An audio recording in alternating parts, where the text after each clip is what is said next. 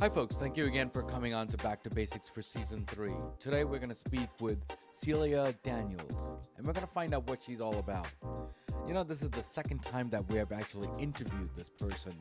The first time when we talked about it, we talked about the struggles that she's gone through and what she's gone through when it comes to transgender. Now, in the corporate world, what are we going to be talking about? Well, the main thing, what we're going to talk about is diversity. There are many aspects of it. And today is the day that we're going to talk about it with Celia Daniels on Back to Basics. So let's get on the episode. I'll see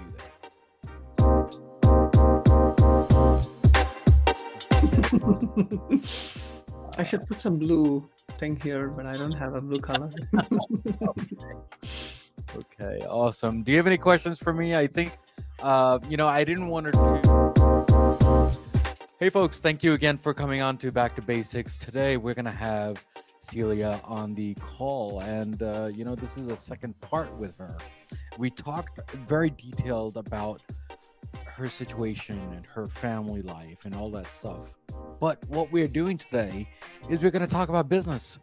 So instead of wasting time with me, why don't we talk with her and understand where she is, what she's doing on the business side of things and the corporate life. So, Celia, how are you? Thank you again for coming on to Back to Basics. Thank you for inviting me, Garish. I feel so honored to be on your podcast. Thank you. Thank you for coming second time on Back to Basics. And whoever is listening here, please listen to our first part with Celia. She has explained many different things when it comes to trans and some few details as to what it is and why it is. And it's a very awesome show. Please listen to that. But before we start today, what is Back to Basic to you before we start? Back to basics is getting down to the wire, the framework of our discussion and helping people, our audience understand and making it simple for them. That's back to basics. Yeah. Thank you again for coming on Back to Basics and supporting on the small podcast that I have here. So let me ask you this: when you and I chatted first time, we talked about your personal life and what struggles you have gone through, but we never really touched upon the personal life on the business side of things. Mm. How tough was it for you to break that ice, saying, "I'm here to stay, and I am different, yes, but when are you going to say yes?" So I wanted to give a quick background to the audience. I'm a management consultant with 25 plus years of experience working with healthcare and life sciences clients. Mm, And I love solving the business problems for my client. Though I worked in the IT and strategy consulting for companies like Anthem, Blue Cross, United, Amgen, Genentech, a lot of biopharmaceuticals. One of the key areas that I have focused is to help them solve a business problem. To me, while I was helping my clients solve the business problem, I was going through personal problems in my own life. And I right. didn't know how to express that in my customer setting because I was a client partner for companies like Cognizant, IQVIA that does clinical research, and also Capgemini, where I was managing the North America R&D for Capgemini at one point. And for me, being a professional was absolutely professional, and I did a really good job. I managed a portfolio of 250 million across the globe. I had so many, close to 800 people reporting to me, and thousand, almost 120 people in Thousand Oaks, California. I had a large portfolio, and I was doing well as a businessman. But deep inside, I could not. I was struggling with my gender identity and Mm, my gender dysphoria. mm, So I'll just give you a quick example of my day, how it is. I would give business presentation in the morning. I would fly to some place. I will give a business presentation, and in the evening, I will change into my maxi dress, wear something very nice and simple, like a businesswoman, and I will just sit in the lounge or just sip some wine there. And sometimes I will just go back to my room and start crying because that was my therapy. It was really hard. Even as a business professional, you're not allowed to cry. You're allowed mm, to be successful. mm, But to me, I had this feminine side of me, which was more caring and nurturing to my own employees, my own people who worked for me. mm, And that's why they are in touch with me even today, in all the changes that happen in my life. To me, business was very critical, and I wanted to really help my clients. But at the same time, it does not. It comes with the cost of you being in a good mental state to help your clients and being a trusted advisor for them. And that's what I did in my life. And when I came out, it wasn't accepted very well. I worked with some of my clients, and I felt that I couldn't continue the same business for a while. So I quit the companies that I was working, and I started looking for another job. And I wanted to start my life as fresh as Celia. So I did an experiment. I took my resume, changed everything, and I was looking for a job as Celia. I applied for almost 50 plus companies in California, including Accenture, IBM, all the companies that you see that has a pride flag flying. I applied for all these companies, and when I almost a year, I didn't get a job. They didn't want to hire me, and I wasn't sure why, because my portfolio was great. I had great client references. I had great even awards from the CIOs, and I didn't know why the companies wouldn't hire me. And I mm, found that it's not because of me, it's because the companies were not ready to hire a trans person at a senior level. I was a senior director in this company is moving to a VP level, but mm, they didn't want to hire me at a mm. VP level because they are still struggling with hiring women at those levels. And now imagine a trans woman here working in a white a company with a lot of business folks who Mm. are mostly white or mostly brown. That's But how I, the but, IT but I industry is. want to hold you up there. But Sure. how did they know that you were a trans? Did you mention that on the resume? Mhm. I usually have a cover letter where I mention a little bit about my professional experience, and then I tell them that as a person who identifies as a gender non-binary, I can add more value to your diverse workforce, and I go a little bit detail only in the cover letter, not in the resume. Mm, And it's only when they read the cover letter they would know that I'm a trans person. mm, The second thing is I also mention my pronouns in my resume saying Celia, she and they. When they see they're immediately having a question as to, wow, is this person real? Is she a woman or a man, or she's gender non-binary? What is she? um, so that's where I think I usually I'm very upfront about it. I don't go around telling I'm a trans person, but it's in the writing in the wall. It's mm. always obvious for some people. Yeah, thank you again. Because I think diversity is one thing that we're all struggling with, right? I mean, Yeah. we're not even talking about the he, they, The and pronouns, yeah. the Mm, pronouns mhm. versus the ethnic background. I think they're two Right. different things, aren't they? And on top of that, your ethnic is South Asian, and on Mhm. top of that, you are they. Um, that's a double whammy for you, isn't it? So how do you do that? Because I first of all, there's a lot of things I have to ask you. Um, one is that you're struggling to be in a leadership role as a woman or as a trans, and then on top of that, South Asian. Mhm. That's not a healthy ingredient for a person to look at, right? I mean, how do you come across? How do you make them rechange? Is that the right word? Absolutely. So if you really look at the self-disclosure when you apply for a job, there are four categories. One is gender, where I say that I choose not to. I mean, if there is an option to put gender non-binary, I mention it there. Second one is ethnicity. I mentioned that I'm a South Asian. The third one is veterans, and I mean, I'm not a veteran, so I say that I'm not a veteran. The fourth one is disability. So I am a person with disabilities also. I have cardiovascular issues and it's part of disability. Second thing is I'm also mildly autistic and I check that box as well. So when the clients look at my resume, there is a lot of red flag for them. Mm, There's a trans person, she's South Asian, and then she's I'm a citizen, so I don't need a visa. So when they look at the whole package, they are really worried as to what I would do in a company and how I'd value. mm, But when they really talk to me and when they see my experience in the clinical development space or in the healthcare space, I can talk volumes about it because I've managed more than 200 projects in my whole lifetime. And mm, these are large projects. And for me, my experience speaks for it by itself. When I Mm, start talking to the clients, they really understand, wow, this person has got a lot of experience. We just assume this person is probably not experienced by just looking at her resume, and not just the resume, but just these four disclosures. mm, And sometimes they have this mental block as to, is this a right person for our leadership team?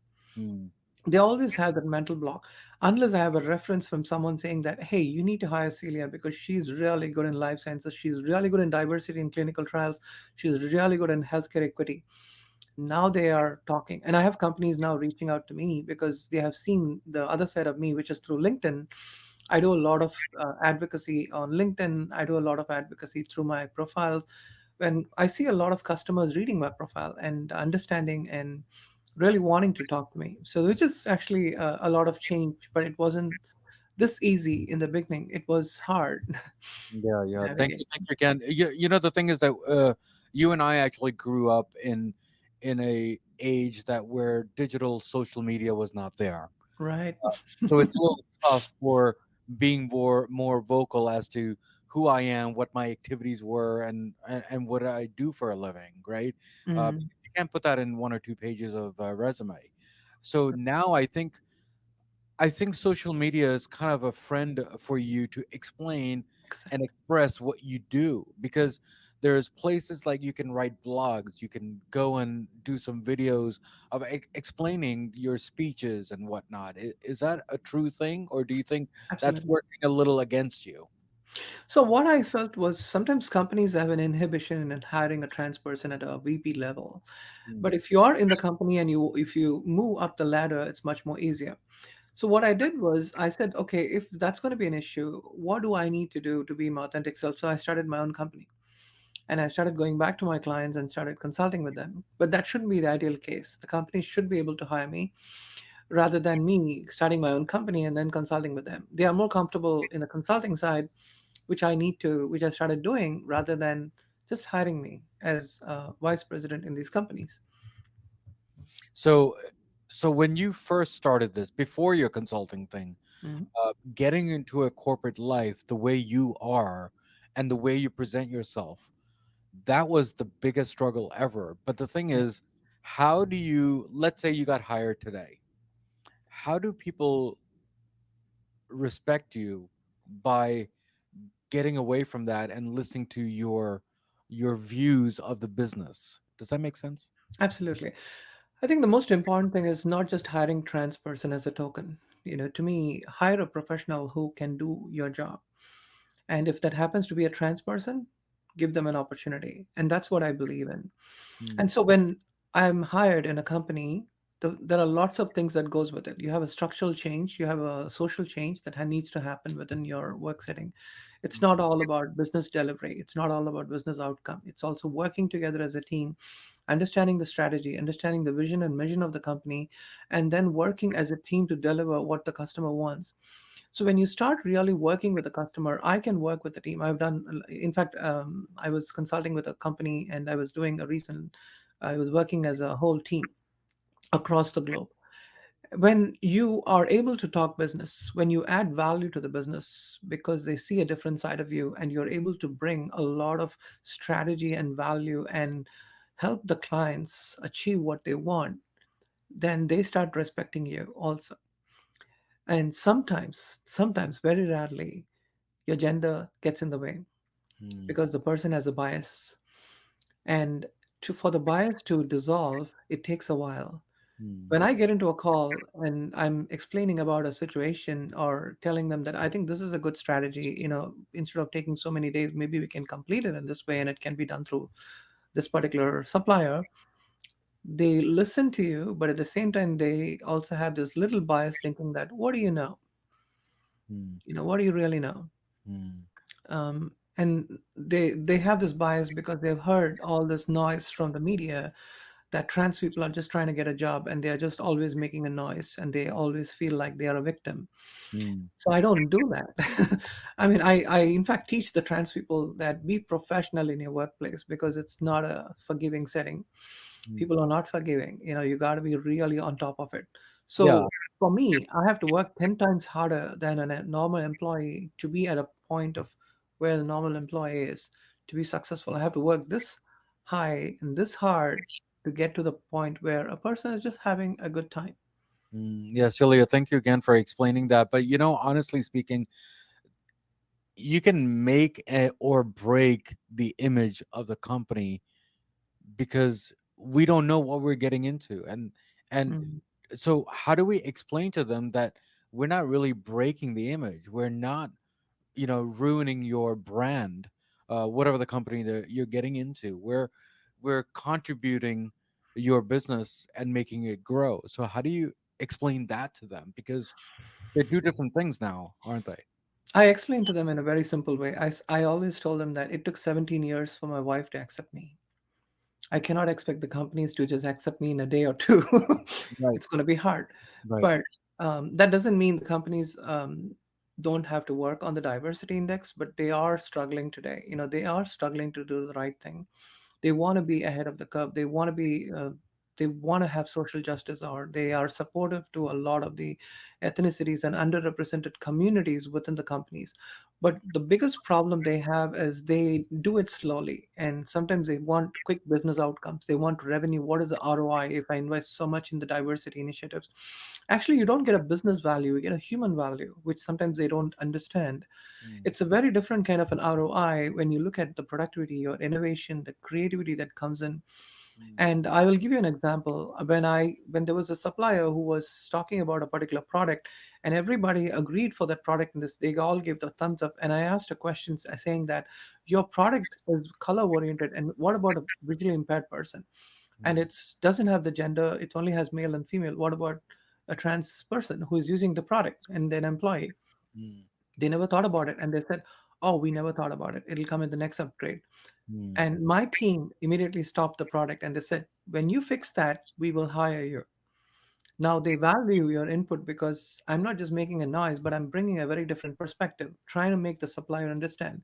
So I think when you have a person from a different culture, background, ethnicity, different age group, you bring a lot of value to the company. When they see that value, they mm, start trusting in you and they don't think that you're there to make a noise, mm, but you're here to understand. And also, as a trans person, I know that companies are not perfect.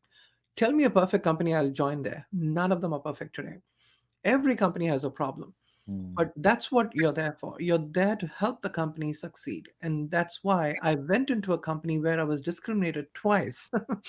And that was one of my clients. I went there and I told them that hire me the third time. And they wanted to hire me when I didn't want to join them because I was discriminated twice. mm, And they brought me in and said, Celia, we're learning from you. I'm so sorry for all the horrible experiences you had in our company, mm, but can you help us? And mm, that's where I was. mm. I made a Yeah, big change in that company. And that's what we do. yeah. Thank you again for explaining that. There are companies out there who say, here's a job ID, go and apply Mhm. for it, right? And right in the section, I think you mentioned this earlier, but it's called, I think, EEO, isn't it? So it tells you the equality, the Right, equalness. I mean, I'm gonna say equalness, right? right. So do you think that's a form is there just to check off saying that, oh, I've hired a diversity person? Mhm. Or do you think that person is valuable versus a diversity person? Some people, they actually take it offensive when they see the EEO. How do Mhm. you feel when you see that in front of your face? I think I actually ran a project for self-identification. So to me, I understand the value of it because the company is trying to gather the data about people. And once they gather data about people, they are able to make changes in terms of medical benefits, in terms of recruiting, diversity in job advertisements. So right from the way they recruit a person in the company to how do you retain them, they start looking at different ways of changing their own processes. And to me, EEOC and FCRA, when you do a lot of, not FCRA, I'm sorry, I forget the term, but basically, when you do self disclosure, this data is taken to enhance the information within the company, within the diversity groups. And I know that I worked on it, and the company that I was working was intentionally trying to do good for the company. mm, They wanted to do good for the marginalized community. mm, But it's not all about self disclosure or checking the boxes. But if your company is purposeful, then you will make a change. If your company is performative, you will never make a change. You will just be putting a band aid every time there is a social problem going on mm, because you have not addressed the people issues. You're just trying to put a band aid. But mm, when you really look at the way you collect the data and you explain, and that comes from the trust that you have in the leadership team. mm, So it's a I would say a chicken and an egg situation. When mm, people trust the leaders, they will be willing to self disclosure and be willing to help the company move the needle. mm, But when they don't trust the leadership, no matter what you ask for when the EEOC, they will not do it mm, because they will think that I don't trust the leadership. I'm a person with disabilities. I will not be given promotion. I will not be given these benefits because I don't trust you. I don't trust my boss. I don't trust my leadership. They're mm, just doing it because it's a disability month. But mm, do you really care about me? No, you don't. And that's where I think change needs to happen, where leaders need to be vulnerable. They mm, need to talk about saying that they are really doing a change. I remember in Novartis CEO, one of the COOs of one division, she came out and she said that, hey, I went through this issue. I had this problem. I lost this one and I was going through mental health issues. And you won't believe the amount of people who started self-disclosure within that company. mm, The percentage went really high because they started trusting the leaders. mm, So I think there's all hand in hand, how much you collect the data, what mm, you want to do with the data, how you have the leadership around it, what structure, and they need to see a vision and a plan as to what you're doing with the data. Okay, mm, what's your goal? Tell me what you're doing with the data. And that has to be transparent. DEI initiatives have to be transparent. If you're not transparent about it, it's not going to work. mm. You better scratch it off and just check the boxes, call people just for performative reasons. Yeah, yeah. Thank you again for explaining that. And we're gonna get to the next topic later on, right after this new segment that we have added on season three, and it's a rapid fire round. And you have played this on the other Mhm. episode. This is on the business side of things. So whenever you're ready, we can talk about this. You're ready? Yeah. Okay, awesome. So the first word is gonna be healthcare. Caring for human beings, Okay, R&D. research and development let me put it again, to go where no one has gone before. Okay, consulting, Advisor, diversity. a spectrum, Okay, ladder. point A to point B, Okay, promotion, growth, leadership, servant leadership, mm, branding, performative, social media, interaction and communication, mm, noise.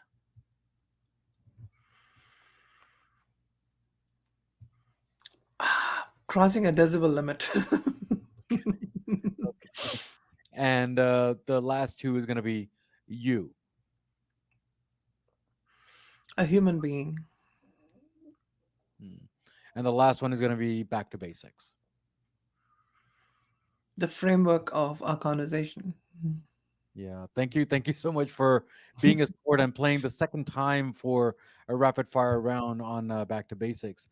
You know, the question that I have is, we've talked about healthcare, we have talked about the struggles of the resume, we have talked about the diversity and the check marks and not check marks and all the forms that we have talked about. Mhm. But all this in common, the one main common thing is mental health. Mhm. It really struggles a lot of different people in many different ways, from an employee and an employer and a leadership. So I mean, how do we, I'm not going to say the word fix because this is an ongoing process.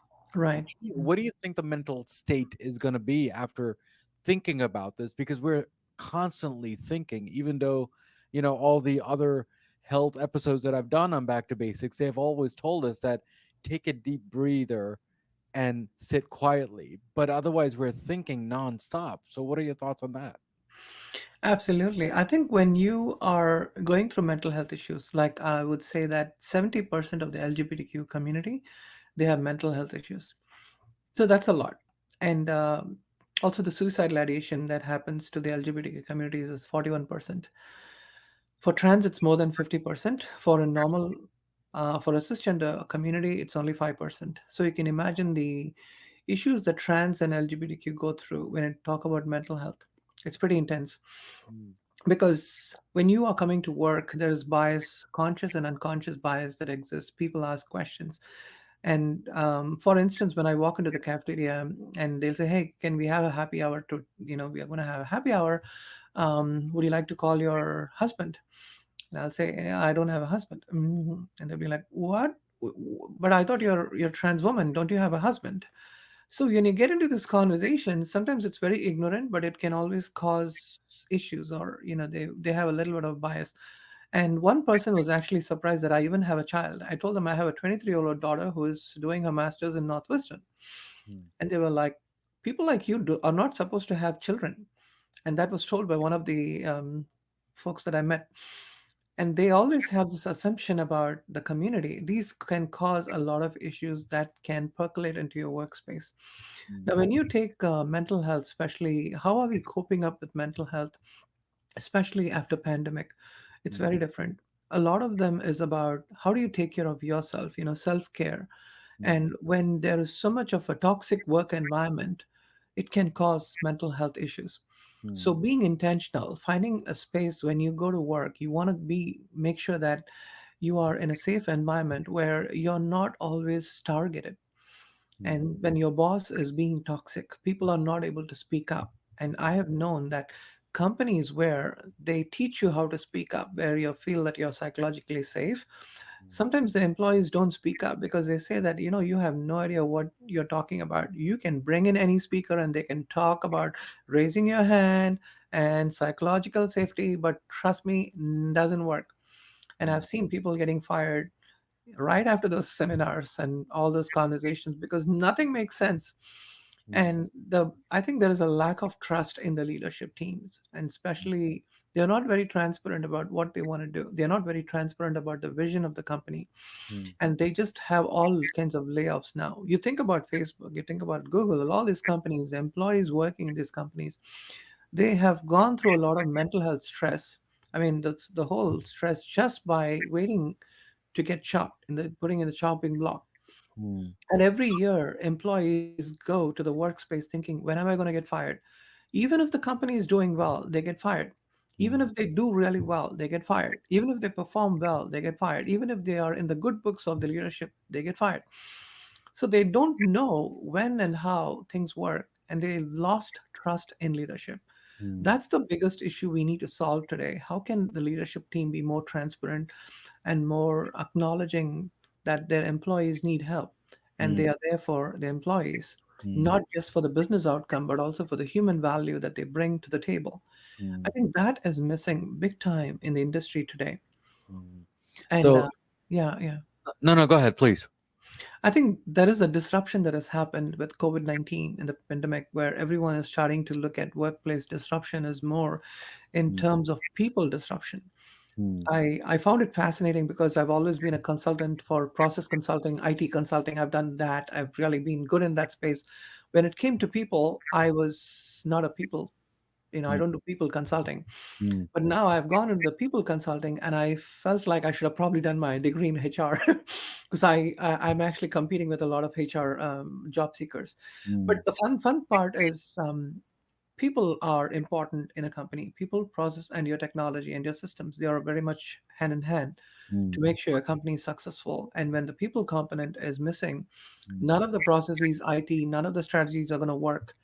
And that is where I think we have to start refocusing on people value, mm, helping them, not just hiring, but retaining them. What do you do? What kind of policies do you have? What framework do you have? What trainings they go through?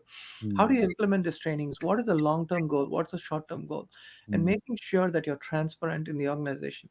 I can Mm. go on and on. This is my passionate area, Girish, but Of course. I want to stop here.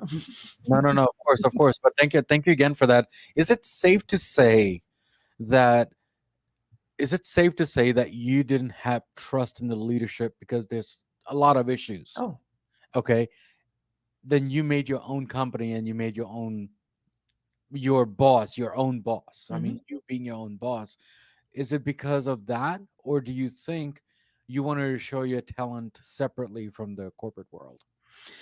I, to be more precise, I worked in one of the companies. I worked in Cognizant for 20 years. The reason I worked in the company and I grew up in the ladder in Cognizant, the reason I stuck to that company is I saw servant leadership. The CEO of Cognizant was one of my greatest role models, and not the present one, but I don't want to mention any names, but he was the first CEO when I joined in 95, and he continued for a very long time. And I saw the leaders were missing. You don't see that kind of leadership. Mm, And when the reason I quit the company was when I felt that my boss doesn't know what I'm doing, mm, and my boss is I'm not learning anything from my boss. mm, I felt like I'm in the wrong place because mm, my boss is learning from me. mm, It was not a place to be. And I felt like I was doing a lot of work and they were not recognizing, they were just giving these promotions. They kept me in a box mm, and got the value out of me. And I mm, felt like if I start my own company, I can add value to my clients without being restricted mm, by all these infrastructure issues within the company. mm, And so, yeah, I do trust my leadership team, but I am still waiting to work in a company where I feel like I can trust my leadership. I mm, love that. In fact, I have been in those situations, and I was a good leader to my team that they are still in touch with me. But mm, what really mattered was when I felt the workplace environment also gets toxic mm, after coming out. And though I add so much of value, they don't see the value, and they just put you down because you're a woman, you're a Asian guy, your accent is not there. Don't give the presentation because you have a wrong accent. mm, All that starts playing up, and that's when I felt like, wow, this is a toxic environment. Actually, mm, the clients are fine. I felt that my consulting companies were not good. mm, That's what I felt, that I had to come out of that shell to be myself and bloom and blossom in my own way. mm, And one of my dream, Girish, was to give a business presentation as Celia. And when I did that, I literally started crying. mm, I didn't show my tears to the audience, but I was just turning back. And one of my friend was telling Celia, I feel you, mm, because she saw the value that I brought in that day when I was speaking to the International Quality Summit. mm, And that's the kind of value that you have, but people don't recognize you because and they just marginalize your experience. And that's where I think companies need to change. And mm. when your leadership does that, you feel like you're on the wrong place. Mm. Yeah, Celia, thank you again for explaining that, and congratulations on the very, very Mhm. first presentation that you did as your name in the corporate world, because I think that's a big hurdle for you, Yeah. you becoming a leader. And I've heard your speeches all over the place, and you give good speeches and presentations. So thank you again, and keep on doing what you're doing when it comes to the business world. Uh, but very quick thing before you leave today, do you have any last words for all my Back to Basic listeners? And do you have any last words before you leave? I think one of the things that I already mentioned about allies, especially for the business community. I would still like to reiterate the allies term. Be an ally for the LGBTQ community. A is acknowledge your privilege. L is to listen to the community. Another L is to learn to unlearn. I is to initiate tough conversations and decisions in your organization. E is to educate yourself and also to educate your peers in the organization. S is to be supportive by being involved. So this is the allies that I always talk about, that be an ally for our community, be an ally to a person who's marginalized, not because they are underrepresented. It's because the voice and the visibility is not known, not seen, not heard.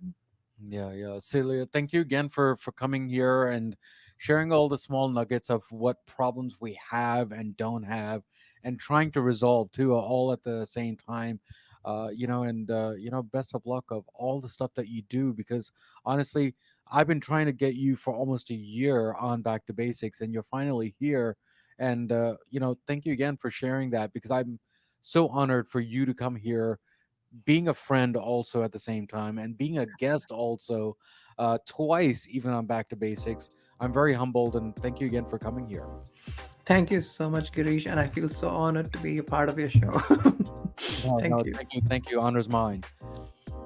So, guys, we spoke with Celia today, and we talked about, well, we talked about basically about what struggles that she's gone through when it comes to the business world, the corporate world, and even applying for a job. I mean, how is it that a person like me applying for a job is really tough? Could you imagine what's happening with her? So it's double and triple the problems. Now, as usual, as always, there's a quote of the day, and hopefully my guest will like the quote. The quote is, you never complete have your rights. You don't have complete rights. One person until you, let me start again. You never completely have your rights. One person until you all have your rights. Because honestly, in a corporate world, it is a tough job just to get rights, isn't it? And that she's fighting for each and every day, because I think it's an ongoing process. And by the way, I'm actually fighting for my rights too, because I'm a South Asian guy going into the corporate world. So look at that, diversity all the way through, and we're all fighting just to get the rights the way it is. As usual, as always, what do we always say at the end of the episode? Everything in life goes back to basics, and that's what we did today, guys. Guys, take care, God bless, and I will see you next time on Back to Basics. Celia, how was that? Thank you, Girish. It was fun. I think the second episode was that's my wheelhouse. It's like that's what I do. So everything just came naturally. I Yeah, had so much to talk about, especially the equity is one part I want to talk about, but I didn't get that because I was mindful of our time. yeah, yeah, But yeah. there's so much we can talk in terms of diversity.